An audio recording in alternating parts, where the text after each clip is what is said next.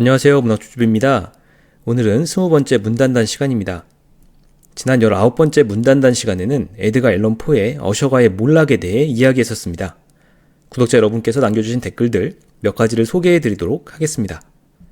먼저 코타주님께서 문체의 특성, 작가의 개성이라는 것이 무엇인지 잘 와닿지 않는 사람이라면 앨런 포의 작품을 권하고 싶다고 하셨습니다. 특히 포의 작품 중에 M 발데마 사건의 진실을 친구에게 낭독해준 기억이 있으시다는데요. 저도 한번 들어보고 싶네요.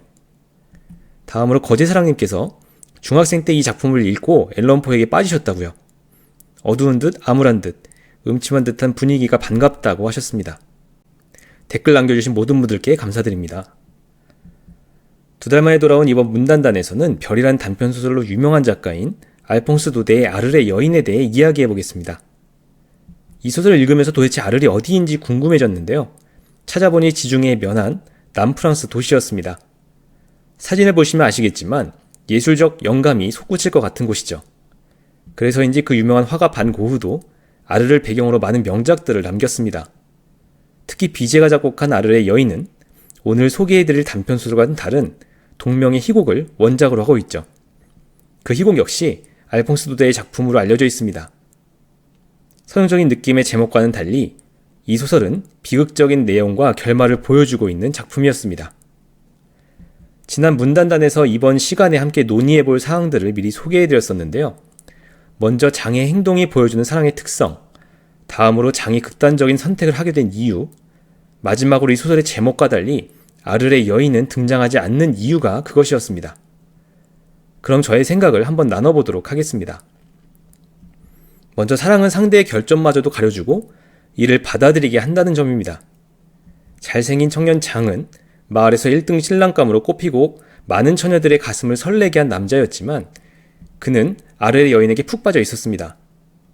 하지만 독자로서는 이름을 알 수 없는 그 아르레 여인은 어째서인지 행실이 좋지 않다는 소문이 파다하게 퍼져 있었죠.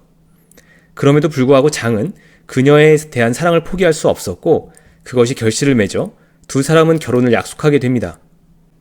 지금도 마찬가지지만 배우자가 될 사람이 행실이 좋지 않다는 것은 분명 치명적인 결점일 수도 있지만 그는 사랑으로 이를 극복해낸 겁니다. 그런데 장의 사랑은 결혼을 얼마 앞둔 어느 날 큰 위기를 맞게 되죠. 아르레 여인과 내연관계라는 익명의 한 남자가 장의 아버지 에스테브를 찾아와 확고부동한 물증인 편지를 내놓은 겁니다. 이를 알게 된 에스테브는 아들 장을 끈질기게 설득해 아르레 여인과의 결혼을 포기하게 만들었지만 그의 깊은 사랑마저 끊어내지는 못했죠. 이쯤 되면 장의 사랑이 대단하게 느껴지는데요. 아르레 여인의 행실이 좋지 않다는 소문은 단지 소문에 불과했다고 할 수 있지만 익명의 남자와의 관계는 확실한 물증에 기반한 것이었기 때문입니다. 장은 부모의 뜻을 거스를 수 없어 결혼을 포기하긴 했지만 그녀를 향한 사랑만큼은 끝내 버릴 수 없었습니다. 난 그녀를 너무나 사랑해. 난 떠날래. 라고 말하는 장의 사랑이 대단하게 느껴지는데 설령 아르레 여인이 문란한 사람이더라도 그녀를 사랑하겠다는 다짐처럼 보이기까지 합니다.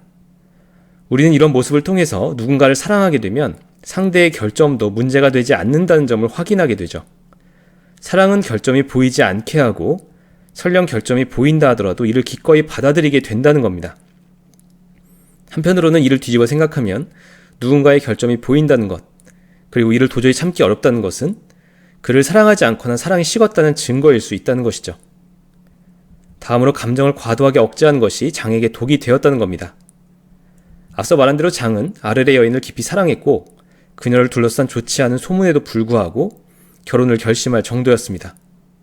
그러나 그녀의 옛 애인이 나타나 편지라는 물증을 제시함으로써 장의 부모는 도저히 그녀를 가족의 일원으로 받아들일 수 없다는 판단을 하죠. 착하디 착한 장은 부모의 의견에 따르지만 그의 속은 당연히 편할 리가 없었습니다. 그는 우울한 상태에 빠져 있었고 이를 지켜보는 부모는 아들이 걱정될 수밖에 없었기 때문에 차라리 아르레 여인과 결혼하라고 하죠. 하지만 자존심이 강한 그는 부모의 생각에 찬성하지 않았고 그 다음 날부터 갑자기 밝은 모습을 보이기 시작합니다.